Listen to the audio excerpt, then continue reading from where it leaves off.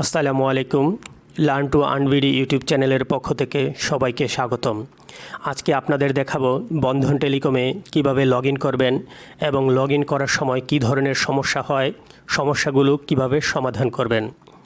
তো যাদের বন্ধন টেলিকমে অ্যাকাউন্ট নেই তারা আমাদের বন্ধন টেলিকমে অ্যাকাউন্ট খুলে যে কোনো সিমে 24 ঘন্টা রিচার্জ উপভোগ করতে পারেন এবং গ্রামীণ বাংলালিংক, রবি, এয়ারটেল সহ সকল সিমে বিভিন্ন বান্ডেল প্যাক, মিনিট প্যাক এবং কম্বো প্যাক নিতে পারেন। তো প্রথমেই আপনাদের দেখাবো কিভাবে আপনারা বন্ধন টেলিকমে লগ ইন করবেন। তো লগ ইনের ক্ষেত্রে আপনারা প্লে স্টোর থেকে বন্ধন টেলিকম অ্যাপটি ডাউনলোড করে নেবেন। ডাউনলোড করার পরে ওপেন করবেন। প্রথমে আপনারা দেখবেন এখানে একটা ইউজার নেম চাচ্ছে, এখানে পাসওয়ার্ড চাচ্ছে। তো ইউজার নেম আপনারা এবং পাসওয়ার্ড কীভাবে নেবেন সেজন্য আপনারা ক্রিয়েট নিউ অ্যাকাউন্টে গিয়ে নতুন একটি অ্যাকাউন্ট খুলে নিতে পারেন, অথবা আমাদের হেল্পলাইনে যোগাযোগ করে আপনারা অ্যাকাউন্ট খুলে নিতে পারেন। এছাড়াও আপনারা আমাদের যে সমস্ত গ্রাহক আছে তাদের মাধ্যমে বন্ধন টেলিকমে অ্যাকাউন্ট খুলে নেবেন। তো যখন আপনারা অ্যাকাউন্ট খুলে নেবেন সেখানে আপনারা একটা ইউজার নেম এবং পাসওয়ার্ড পাবেন। তো যখন আপনি লগ ইন করবেন সেখানে আপনি ইউজার নেমটি বসায় দিবেন। আপনার ইউজার নেমটি যেভাবে আছে ঠিক সেভাবে আপনাদের দিতে হবে। তো আমার যে অ্যাকাউন্ট, আমি আমার অ্যাকাউন্টে লগ ইন করবো। ইউজার নেম যেভাবে আছে, যেটা বড় হাতের আছে সেটা বড় হাতের দিতে হবে। যদি কোনো স্পেশাল ক্যারেক্টার থাকে স্পেশাল ক্যারেক্টার দিতে হবে।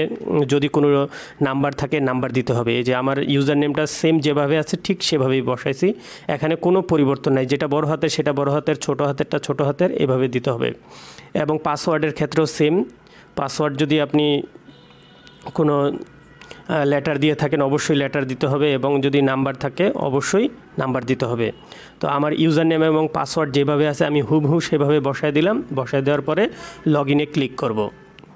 তো তো এখানে আমার দেখেন ইনভ্যালিড পাসওয়ার্ড দেখাচ্ছে। আসলে আমার পাসওয়ার্ডে একটু ভুল হয়েছে। যেমন আমার পাসওয়ার্ড ছিল 443322, আমি 2 একটা দেওয়া হয় নাই। তো আমি লগ ইন এবার ক্লিক করি। তো আমার এখানে পাসওয়ার্ড ঠিক হয়েছে, এই জন্য আমি সামনে গেলাম। এখন আমার পিন চাচ্ছে, আমি আমার পিন বসায় দেব 334433। তো পিন যদি আমার ঠিক থাকে তাহলে ভেরিফাইতে ক্লিক করব। তো ভেরিফাইতে ক্লিক করার পরে আমাদের এই যে অ্যাকাউন্টে লগ ইন হয়ে গেছে, খুবই সহজ। তো এখন আপনাদের অ্যাকাউন্ট লগ ইন করতে কি কি সমস্যা হতে পারে। নর্মালি অ্যাকাউন্ট লগ ইনে 2টা সমস্যা হয়। তো 2টা সমস্যায় আপনাদের আমি দেখাবো। তো প্রথমে লগ ইনে ঢোকার সময় আমি সরাসরি প্র্যাকটিক্যালি দেখিয়ে দিচ্ছি। তো আমি এখানে লগ আউট দিয়ে আবার লগ ইন করব। আপনারা যখন লগ ইন করবেন প্রথম যে সমস্যাটা হয় সেটা হলো ইনভ্যালিড ইউজার আইডি এবং পাসওয়ার্ড। আপনারা যদি এখানে আমি আমার ইউজার আইডিটা লিখে দিচ্ছি।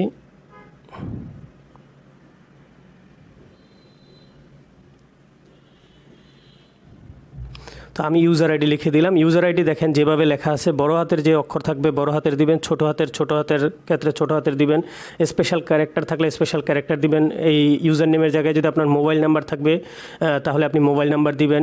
যদি আপনার ইউজার নেমের জায়গায় 88 দিয়ে তারপরে মোবাইল নাম্বার শুরু হয় সেভাবে দিবেন।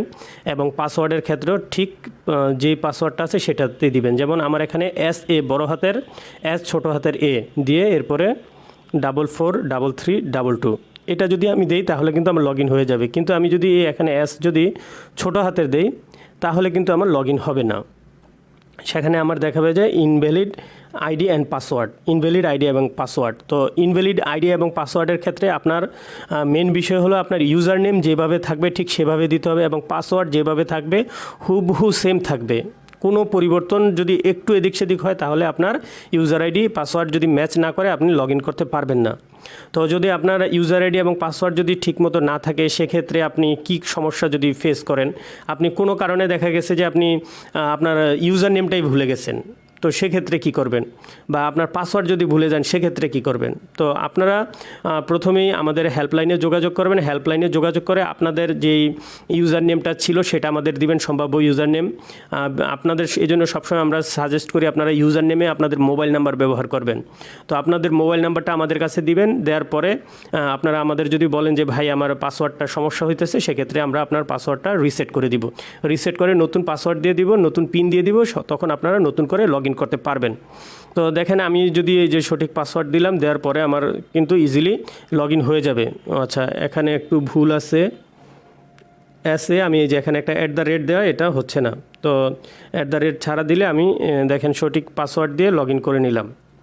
তো এটা হলো আপনার প্রথম সমস্যা, সেটা হলো ইনভ্যালিড ইউজার আইডি এবং পাসওয়ার্ডের সমস্যা। এখন এই সমস্যা ছাড়াও আরেকটা সমস্যা থাকে, সেটা হলো ডিঅ্যাক্টিভেট, ডিভাইস ডিঅ্যাক্টিভেট দেখায়। আপনারা যখন একটা মোবাইলে এই যে অ্যাকাউন্টটা ব্যবহার করার ক্ষেত্রে আপনার কিন্তু আইডিটা অ্যাক্টিভ থাকবে। যদি আপনি নতুন কোনো মোবাইলে লগ ইন করতে চান, সেক্ষেত্রে আপনার অ্যাকাউন্টটা ডিঅ্যাক্টিভেট থাকবে। সেক্ষেত্রে আমাদের অ্যাডমিনের সহায়তা নিয়ে আপনারা অ্যাকাউন্টটা অ্যাক্টিভ করে নেবেন। তো অ্যাকাউন্টটা অ্যাক্টিভ করার ডিঅ্যাক্টিভ এছাড়া আপনার নিজের মোবাইলে আবার নতুন করে যদি লগ ইন করতে যান, যেমন আমার এখানে যে অ্যাপটা আছে, এই অ্যাপটা যদি আমি কোনো কারণে ডাটা ক্লিয়ার করে ফেলি, ডাটা ক্লিয়ার করে যদি নতুন করে আমি অ্যাপে লগ ইন করতে যাই, সেক্ষেত্রে কিন্তু আবার নতুন করে আমার অ্যাক্সেস লাগবে। তো দেখেন এবার আমি লগ ইন করবো। তো লগ ইনের ক্ষেত্রে আমি আমার ইউজার নেম এবং পাসওয়ার্ড দিয়ে দিই।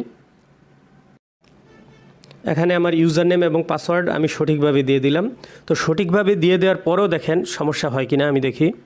আমি যেহেতু ডাটা ক্লিয়ার করছি, ডাটা ক্লিয়ার করার ফলে দেখাচ্ছে your device deactivate, please active. আপনি যতই লগ ইন করার চেষ্টা করেন, আপনার এটা কিন্তু লগ ইন হবে না, কারণ আপনার এই যে ডাটা ক্লিয়ার করার ফলে আপনার নতুন করে আবার অ্যাক্সেস চাচ্ছে।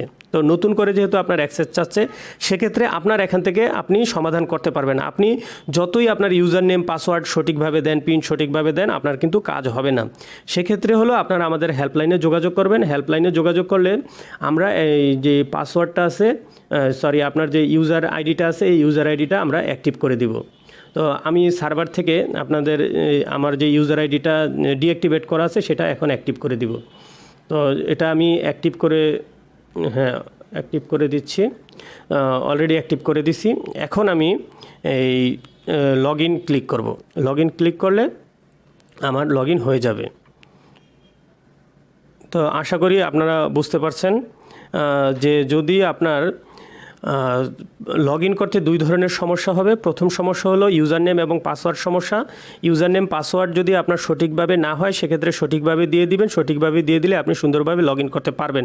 যদি আপনাদের সমস্যা হয়, সেক্ষেত্রে যে আপনি ভুলে যাচ্ছেন, কোনোভাবেই সঠিক করতে পারছেন না, সেক্ষেত্রে আমাদের হেল্পলাইনে যোগাযোগ করবেন। আর আরেকটা বিষয় হলো ডিঅ্যাক্টিভেট সমস্যা। ডিঅ্যাক্টিভেটের সমস্যাটা আপনারা নিজেরা সমাধান করতে পারবেন না, আমাদের হেল্পলাইনে যোগাযোগ করবেন। আমরা আপনাদের অ্যাকাউন্টটা অ্যাক্টিভ করে দিব। তখন আপনি নতুন নতুন ডিভাইসে আপনি সুন্দর করে লগ ইন করতে পারবেন। সবাইকে অসংখ্য ধন্যবাদ। আসসালামু আলাইকুম।